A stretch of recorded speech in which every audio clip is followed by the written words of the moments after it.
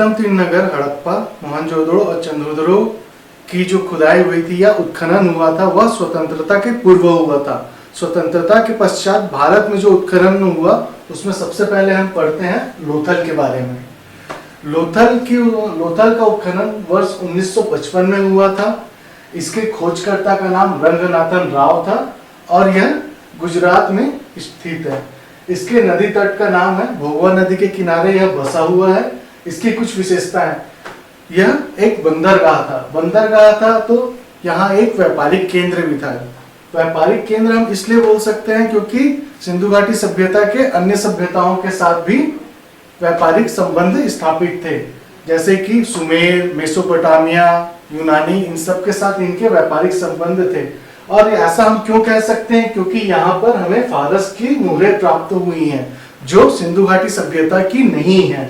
इसके बाद यहाँ के लोग रेशमी वस्त्रों का प्रयोग करते थे। यहाँ मैं आपको पहले याद दिलाना चाहता हूँ, जब हमने हड़प्पा के बारे में पढ़ा था तो वहाँ के लोग उन्हीं वस्त्रों का प्रयोग करते थे। मोहनजोदाड़ो के लोग सूती वस्त्रों का प्रयोग करते थे और लोथल के लोग रेशमी वस्त्रों का प्रयोग करते थे। यहाँ पर एक युगल शवदाह भी मिला है, मतलब दो शवों को एक साथ दफनाया गया था। इसके अलावा यहाँ पे घोड़े का टेरोकेटा मिला है। टेरोकोटा का मतलब होता है मिट्टी की मूर्ति। ये इसलिए विशेष होता है क्योंकि हम यह कहते हैं कि सिंधु घाटी सभ्यता के लोग घोड़े से अपरिचित थे, लेकिन अगर यहाँ घोड़े का टेरोकेटा मिलने से यह प्रमाणित नहीं होता है कि सिंधु घाटी सभ्यता में घोड़े को हम जानते थे। हम यही कहते हैं कि सिंधु घाटी सभ्यता घोड़े से अनभिज्ञ था। इसके बाद बात करते हैं हम गुजरात के अन्य प्रमुख नगरों की। जैसे कि हमने पहले देखा था, हमने पहले सिंधु घाटी सभ्यता में भारत के बाहर के अन्य प्रमुख नगरों के बारे में भी पढ़ा था, वैसे ही अब हम गुजरात के प्रमुख अन्य नगरों के बारे में भी पढ़ रहे हैं, क्योंकि ऐसे क्वेश्चन आपको मिलेंगे जिसमें यह लिखा गया होगा कि इनमें से कौन से नगर गुजरात में प्राप्त हुए हैं। तो सबसे पहले हम बात करते हैं सुरकोतरा की। इसकी खोज सन 1964 में हुई थी और इसके खोजकर्ता थे जेपी जोशी। मगर इसमें जो सबसे इंपॉर्टेंट पॉइंट है, इस क्वेश्चन में हमेशा यह पूछा गया है, यहाँ पे हमें घोड़े के अवशेष प्राप्त हुए हैं।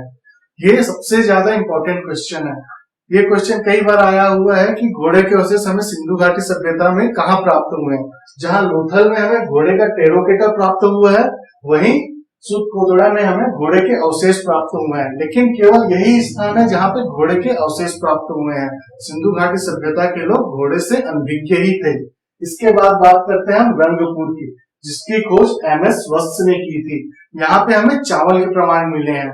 ये इसलिए भी इम्पोर्टेंट हो जाता है क्योंकि हम यह मानते हैं कि सिंधु घाटी सभ्यता के लोग चावल के बारे में जानकारी नहीं थी।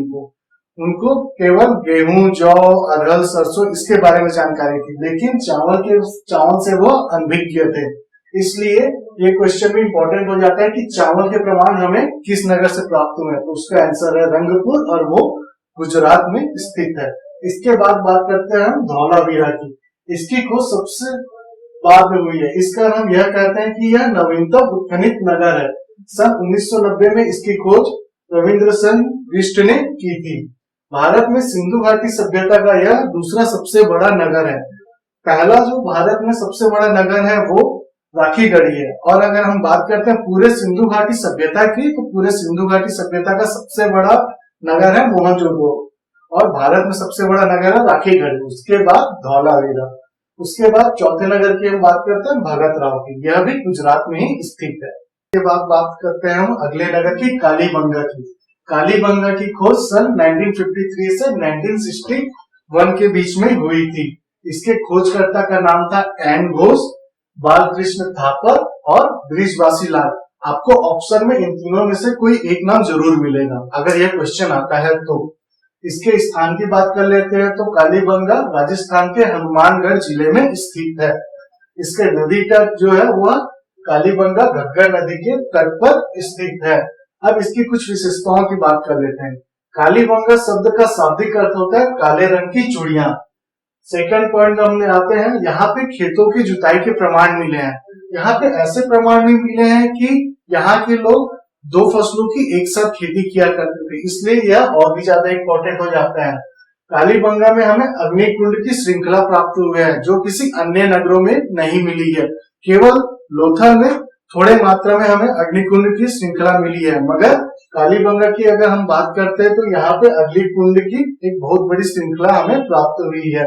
इसके बाद यहाँ पे हम बात करते हैं अलंकृत फर्श एवं कच्चे ईंटों के मकानों की। ये बात हम इसलिए कर रहे हैं क्योंकि सिंधु घाटी सभ्यता के अधिकतर नगर जो थे वो नगरीय सभ्यता से हम मानते हैं, मगर यह जो था वह ग्रामीण सभ्यता से मिलता जुलता था, क्योंकि यहाँ पे हम कच्चे ईंटों के मकान देखे हैं और यहाँ की जल निकासी व्यवस्था भी उतनी अच्छी नहीं थी। अब हम बात करते हैं भारत के एक और प्रमुख नगर की, जो है बनावली। इसकी खोज सन 1973 में रविंद्र सिंह बिष्ट ने की थी। रविंद्र सिंह बिष्ट वही हैं जिन्होंने धौलावीरा की भी खोज की थी। बनावली जो है वो हरियाणा के हिसार जिले में स्थित है और यह रंगोई नदी के तट पर भी स्थित है। यहाँ की कुछ विशेषताएं यह है कि यहाँ से हमें जौ की खेती के प्रमाण मिले हैं। इसके अलावा यहाँ हल की आकृति का खिलौना भी मिला है, जिससे यह प्रमाणित होता है कि यह हल का भी प्रयोग शायद किया करते थे। इसके अलावा इसे हम ग्रामीण सभ्यता भी मान सकते हैं, क्योंकि यहाँ पे जल निकासी की प्रणाली उतनी अच्छी नहीं थी। इसके अलावा हरियाणा में एक और प्रमुख नगर है जो है राखीगढ़ी। यह भारत में स्थित सिंधु घाटी सभ्यता का सबसे बड़ा नगर है, जैसा कि हमने पहले बताया था, और सेकंड नंबर में है धौलावीरा और पूरी सिंधु घाटी सभ्यता का मोहनजोदड़ो। इसके बाद हम बात करते हैं भारत के राज्यों में स्थित सिंधु घाटी सभ्यता के अन्य प्रमुख नगरों की। सबसे पहले हम बात करेंगे जम्मू कश्मीर राज्य में। यहाँ पे हमें दो प्रमुख नगर मिलते हैं, पहला है मांदा और दूसरा है बुर्जोम। तो सबसे पहले हम बात करते हैं मांदा की। मांदा की खोज सन 1975 में जेपी जोशी ने की थी। सिंधु घाटी सभ्यता में यह इसलिए इंपॉर्टेंट है क्योंकि यह सिंधु घाटी सभ्यता का सबसे उत्तरी बिंदु है, मतलब सबसे उत्तर में जो है वह मांदा स्थित है।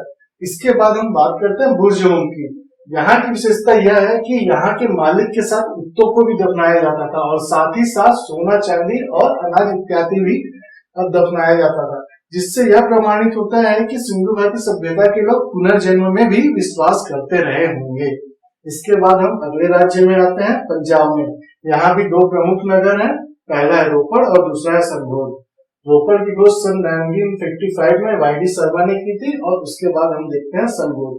ये दोनों इसलिए इंपॉर्टेंट है क्योंकि अगर कभी क्वेश्चन में आता है कि पंजाब में किन दो नगरों की खोज हुई थी, तो आपको ये दो नाम याद रखने होंगे। इसके बाद हम बात करते हैं उत्तर प्रदेश में। तो उत्तर प्रदेश राज्य में केवल एक ही नगर हमें मिलता है, वह है उसका नाम है आलमगीरपुर, जो मेरठ के पास है। यह इसलिए सबसे ज्यादा इंपॉर्टेंट है क्योंकि यह सिंधु घाटी सभ्यता के सबसे पश्चिमी बिंदु पर स्थित है। इसकी खोज सन 1958 में वाईडी शर्मा ने की थी। वाईडी शर्मा ने इसके साथ ही साथ रोपड़ की भी खोज की थी और यह हिंडन नदी के तट पर स्थित है।